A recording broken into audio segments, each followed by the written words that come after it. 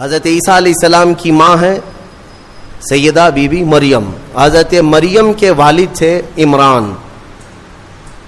ہوا یہ تھا کہ عمران اور ان کی بیوی حنہ یہ دونوں لا ولد تھے، اولاد نہیں تھی. کافی سالوں تک، یہاں تک کہ ان کا بڑھاپا آ گیا، ان کو اولاد نہیں تھی. کس کو؟ عمران اور حنہ کو. ایک دن حضرت حنہ نے اللہ تعالیٰ کی بارگاہ میں اپنے بڑھاپے کے زمانے میں یہ نذر کر لیا، منت کر لیا کہ اے اللہ تو مجھے اگر بیٹا دے گا تو میں تیرے گھر بیت المقدس کے لیے وہ بیٹا وقف کر دوں گی. انی نذرت لک ما فی بطنی محررا فتقبل منی. یہ کون؟ عمران کی بیوی حضرت حنہ، حضرت عمران کی بیوی حنہ. انہوں نے نذر کیا، منت کیا.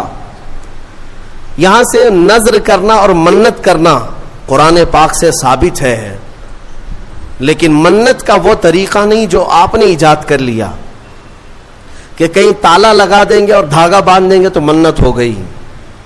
منت تو اللہ تعالیٰ کی بارگاہ سے ہے، نذر شرعی. ہاں، اولیاء کاملین کے دربار میں بھی ہم عہد کرتے ہیں، کیونکہ اولیاء کو اللہ تعالیٰ نے تصرف عطا کیا ہے، وہ سفارش کرتے اللہ کی بارگاہ میں.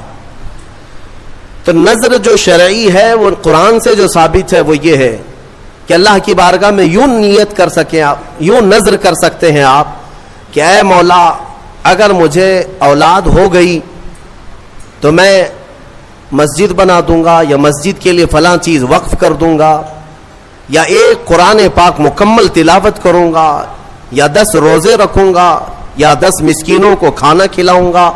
یہ ہوتی منت کے طریقے. آپ تو شارٹ کٹ ڈھونڈتے ہیں نا، آسان چاہیے.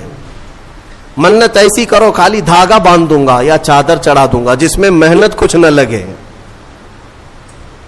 ارے نذر کا طریقہ یہ تھا کہ آپ روزہ رکھنے کی نیت کر لیتے کہ اگر میرا فلاں کام ہو گیا تو میں 10 روزے رکھوں گا، یا کم سے کم 3 روزے رکھوں گا، یا ایک قرآن پاک پڑھوں گا، یا 100 رکعت نماز ادا کروں گا. نذر کرنے کے طریقے. حضرت حنہ نے جو نذر کیا، منت کیا، وہ کیا کہ اے اللہ اگر تو مجھے بیٹا دے گا تو میں وہ بیٹا بیت المقدس کے لیے وقف کر دوں گی. پہلی بات تو اولاد ہے نہیں، بڑھاپے میں جا کر اگر بیٹا ہو بھی گیا تو وہ تیری بارگاہ میں وقف کروں گی. یہ ہے نذر اور اللہ تعالیٰ سے محبت کا طریقہ. اور قرآن کہتا ہے کہ حضرت حنہ حاملہ ہو گئی، بچے کے آثار نظر آئے بڑھاپے کی عمر میں. فلما وضعتها، پھر جب بچے کی ولادت ہوئی تو بیٹا نہیں ہوا، بیٹی ہوئی. انہوں نے نذر کیا کیا تھا؟ بیٹا ہوگا تو بیت المقدس میں وقف کروں گی، لیکن کیا ہوئی؟ بیٹی ہوئی. قالت رب انی وضعتها انثى، کہنے لگی اے اللہ میں تو بیٹی کو جنم دے دی، میں نے تو بیٹی جن دیا. واللہ اعلم بما وضعت، اور اللہ فرماتا اللہ سب سے بہتر جانتا ہے کہ اس نے کیا جنم دیا، بیٹا ہے یا بیٹی. لیکن اب یہاں بیٹا بیٹی کا فلسفہ بھی ختم کرتے ہیں. تمہیں اولاد میں کیا چاہیے کیا نہیں چاہیے.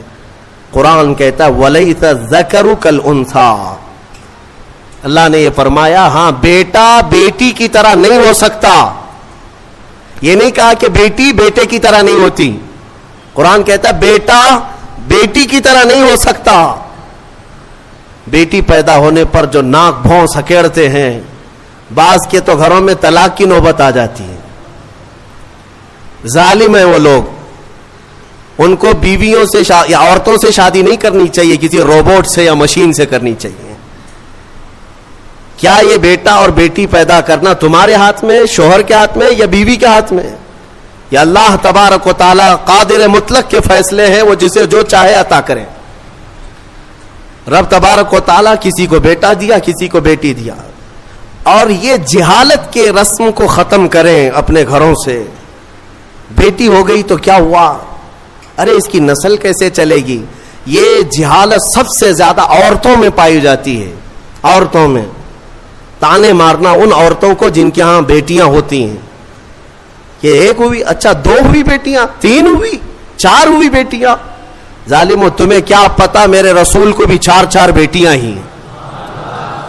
رسول کریم صلی اللہ تعالی علیہ وسلم کو اللہ نے 4 بیٹیاں دیا، بیٹے بھی دیا، لیکن بیٹے کوئی حیات نہیں رہے، اور جو نسل میرے مصطفیٰ کی چلی وہ بیٹی سے ہی چلی۔